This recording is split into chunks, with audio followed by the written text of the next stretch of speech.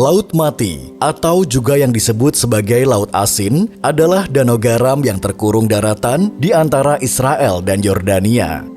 Pantai timurnya milik Yordania, dan separuh selatan pantai baratnya milik Israel. Sungai Yordan adalah tempat Laut Mati menerima hampir seluruh airnya. Laut Mati memiliki kedalaman hampir 300 meter dan merupakan perairan terendah di permukaan bumi. Di permukaannya, Laut Mati berada sekitar 430 meter di bawah permukaan laut dan pada titik terdalamnya berada sekitar 730 meter di bawah permukaan laut. Lantas, mengapa dinamakan Laut Mati? Sebelum lanjut, jangan lupa klik tombol subscribe dan nyalakan bunyi loncengnya agar tidak ketinggalan video unik dan menarik dari Beyond Fantasy. Dilansir dari beberapa sumber, diketahui referensi paling awal tentang Laut Mati tercatat dalam Kitab Kejadian, Kitab Suci Ibrani yang disebut sebagai Salt Sea atau Laut Garam. Hal itu karena kandungan garamnya yang sangat tinggi dengan tingkat salinitas mendekati 35%. Ini menjadikannya danau paling asin di bumi. Selain itu, danau ini terkurung daratan dan tidak ada aliran keluar, yang berarti garam terperangkap dan tidak dapat keluar. Pada zaman Romawi, orang-orang datang ke sana menyebutnya Laut Mati. Hal itu karena tidak terdapat bentuk kehidupan normal seperti ikan, tumbuhan, dan hewan. Sejak saat itu, danau asin ini populer dengan nama Laut Mati.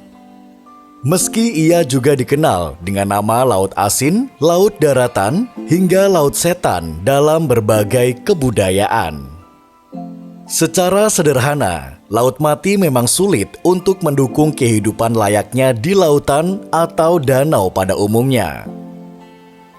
Garam umum digunakan untuk mengawetkan makanan.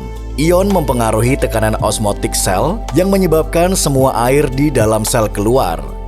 Ini pada dasarnya membunuh sel tumbuhan dan hewan serta mencegah perkembangnya sel jamur dan bakteri.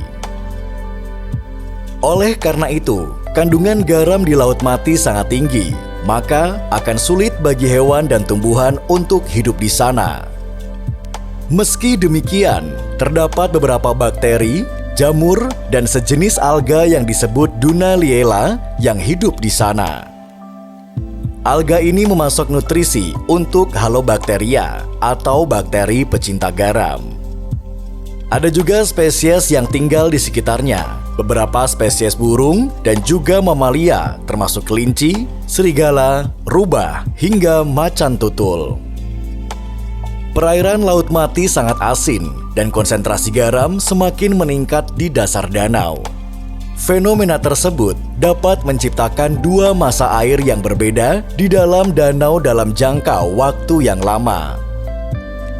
Situasi seperti ini berlangsung selama sekitar 3 abad dan berlangsung hingga akhir tahun 1970-an. Hingga kedalaman sekitar 40 meter, suhu bervariasi dari 19 hingga 37 derajat Celcius.